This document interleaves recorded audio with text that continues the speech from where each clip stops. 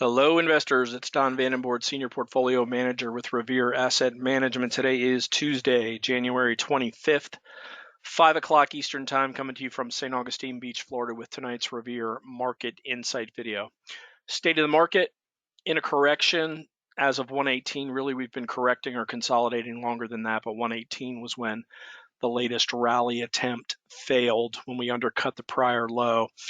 Today we're on day two off of the low. By the book, and the way we do things here is we look to increase market exposure during a correction when we see a signal that the markets have a good day on day four, preferably day 4 through day 7 off the lows. But that's also got to be accompanied by some good stocks coming out of bases, and stocks for the most part are not looking too good right now. So as check over here on the trend gauge, leadership. We've been bearish since January 7th. Short term, this means the 5 major indexes that we track are below their 21-day exponential moving average when we're bearish, as we are now. Same thing on our intermediate term using the 50-day moving average. And long term, we're neutral at best, waiting to see what happens with the S&P 500 by the end of the week, as we had one weekly close under the 200-day moving average. A second will get us in the bearish column there also. Not that that makes much of a difference, because stocks themselves are not acting well across the board. So what happened today? Inside day under the 200-day moving average. This 200-day moving average is the key that we use to stay out of serious trouble in the markets. If you've heard me say it once, you've heard me say 1,000 times. The markets don't get into serious trouble unless the S&P 500 breaks below the 200-day moving average, which it did with a weekly close on Friday. Then yesterday we had a big move down. We were down 4% intraday, and then ended up closing positive to the upside, slightly positive. And then today we gave some back, but consolidated inside there. So we'll see what happens as the week progresses. So let's get more into it. But first, let's go through the indexes. S&P 500 down 1.2% on the day. Nasdaq 100 down 2.3. Dow just barely down 0.2%. Mid caps down 1.8. Small caps down 1.5. The G6, our growth proxy, down 2.5, as no bottom found yet in growth stocks. A diversified world 60/40 stock bond portfolio down 0.66 on the day. In-house, our flagship GROTECTION portfolio was positive on the day, as we're focused on three of three holdings. We've got 75% cash, but we've got 90% cash, but we've got 3 holdings that are acting well, and they finished green on the day, so we were green on the day.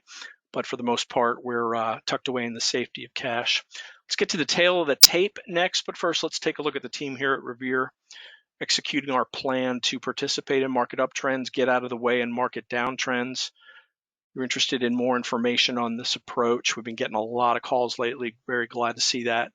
You can email any of us, Dan, Tim, Hunter, Muriel, Alex, or Don at revereasset.com, or you can call 855-REAL-WEALTH. That's 855-732-5932. Tough markets bring people to us because they know that we're dedicated to protecting their downside. So let's get to the tail of the tape and overlay that with the S&P 500. So first, let's go through at a high level. Talked about the uptrend. Today's rally day 2. What's a headwind in the market? Why are we heading down? Well, we've got a strong U.S. dollar. We've got remnants of COVID Omicron. We've got inflation as a big issue, and also the Fed tapering.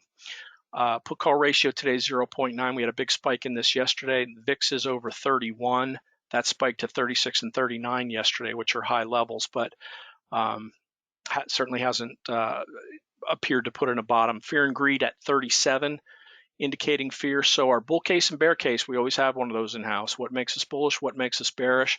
It's how the indexes are acting and how individual stocks are acting. And we clearly gave up the bull case a couple of weeks ago when we broke below the 21 and the 50-day moving average. on the S&P 500. And then the bear case kicked in with that failed breakout below the prior all-time high of 45.46. So some news we need to be concerned about. Tomorrow, Fed announcement and press conference. Let's see what they're doing relative to tapering their bond purchases and or raising interest rates. Coming into today, I wanted to watch how the S&P 500 acted versus the 200-day moving average after Monday's hammer, in other words, the big move down and then big close at the high. So let's get to the S&P 500 now. So you can see here, this big ominous black line. This is where we get into trouble. Market never gets into serious trouble. Really, markets at the high end are about 12% when they're trending bullishly above the 200-day moving average. So 12% down to the 200.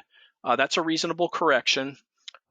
Easy to recover from. It's when you break the 200-day moving average, and I talked about this a lot in Friday's video. If you haven't watched it, I talked about the 12 sets of stats that we have going back to 1970 and the various bear markets and how deep they get and how long they last and what we look for to recover from them. But right now we're in a tough spot here. We had a weekly close under this 200-day moving average inside day today. Yesterday's lows, Monday's lows, very critical because they correspond with an undercut and a reversal of this last low over here, this 42.79 level from mid-October. So once that was broken and recovered, we certainly need to hold that. Holding it for now. Today's low was 42.87, so that held it also. But a break of this 42.78 level on the downside and yesterday's low all the way down to 42.23 are a big trouble. On the upside, we want to get above this 200-day moving average for the bulls. That's around 44.32. But let's go to a 5-minute chart here. We want to see more in short-term issues here. So Friday coming down into this 4,400 level. It held just fine. We broke below it Monday, but then reclaimed it by the end of the day. Tried to reclaim it today after the gap down and failed there. So 4,400 is this first area that bulls need to get past before we come into the this black line, the 200-day moving average. And then it's even more critical to close above that black line by the end of the week. Let's go to the Nasdaq 100. Same situation inside day today below the 200-day moving average. Dow Jones Industrial Average actually made a higher high today. So showing some relative strength, as you can tell from this line here over the past 4 weeks.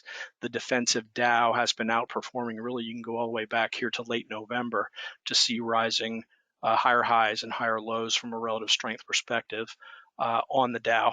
Mid caps under the 200-day moving average, the black line inside day today. A lot of support over here to the left side of the chart. Really don't want to, again, break below Monday's lows.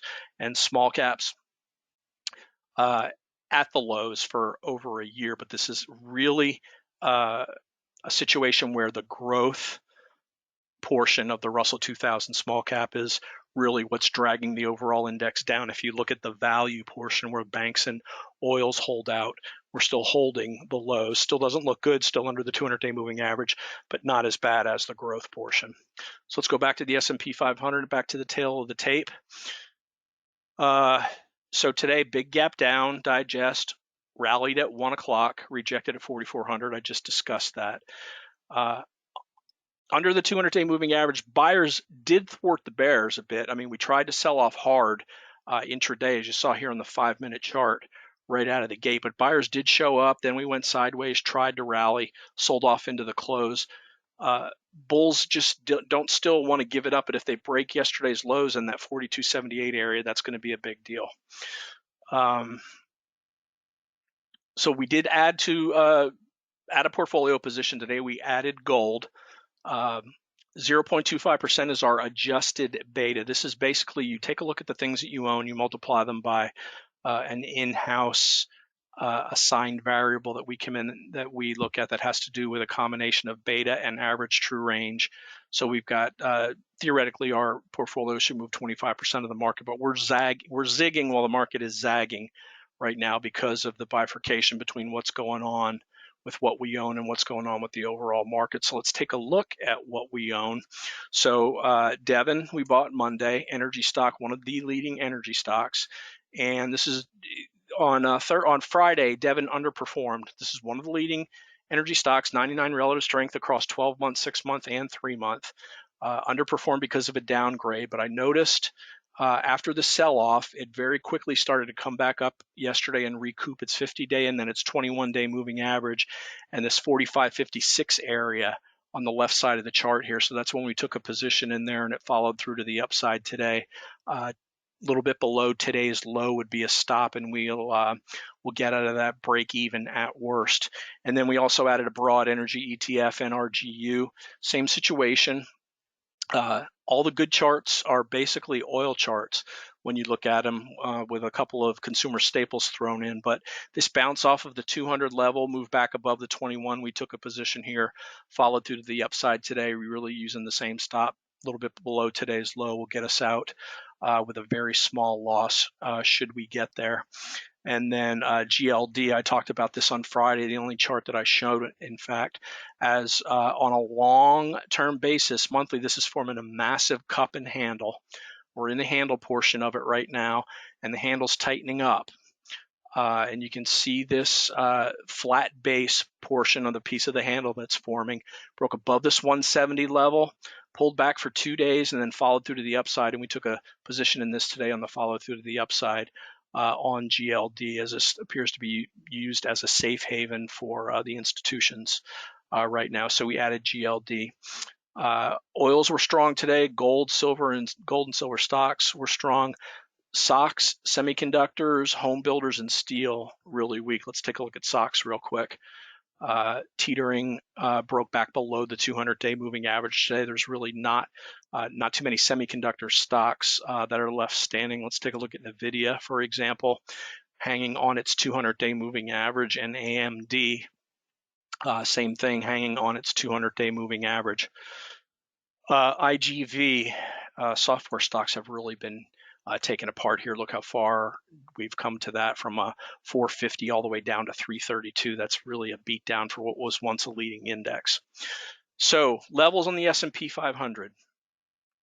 We're at 43. We closed at 43.56. Let's go back to the S&P 500, and I did very clearly say what we want to look at on the upside is 4,400 and then 44.32, which is the 200-day moving average. On the downside, we do not want to break yesterday's lows of 42.23. So how did we get out of the way? And it's really just a matter of following your plan. We keep track of all of these different levels in the S&P. I update this tail of the tape every time I do a video, and we just broke every level. We broke out, that failed. The prior all-time high failed.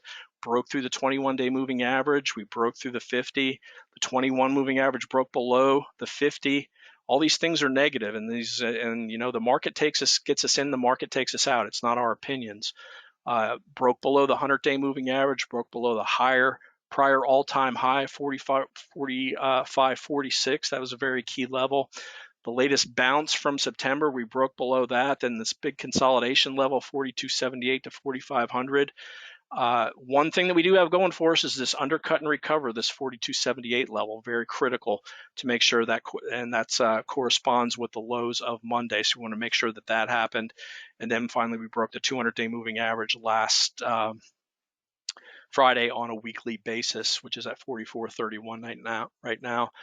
See if these lows hold, see if some stocks can continue to set up bases. And like I said, the market took us out. We'll wait for the market to get us back in. That's going to wrap it. You have any questions, as always, I'd like to hear from you. I'm on my email is don@revereasset.com, or you can phone 855-REAL-WEALTH. So wrapping up Tuesday, January 25th, this is Don Vandenbord with Just the Facts. Thanks for listening, and have a great day.